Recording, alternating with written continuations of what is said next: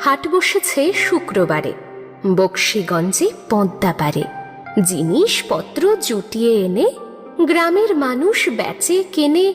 উচ্ছে, বেগুন, পটল, মূলো, বেতের বোনা ধামা কুলো, সর্ষে, ছোলা, ময়দা, আটা, শীতের র্যাপার, নকশা কাটা, ঝাঁঝরি, কড়া, বেড়ি, হাতা, শহর থেকে সস্তা ছাতা, কলসি ভরা এখো গুড়ে, মাছি যত বেড়ায় উড়ে।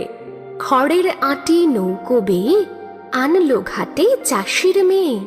অন্ধ কানাই পথের ওপরে গান শুনিয়ে ভিক্ষে করে।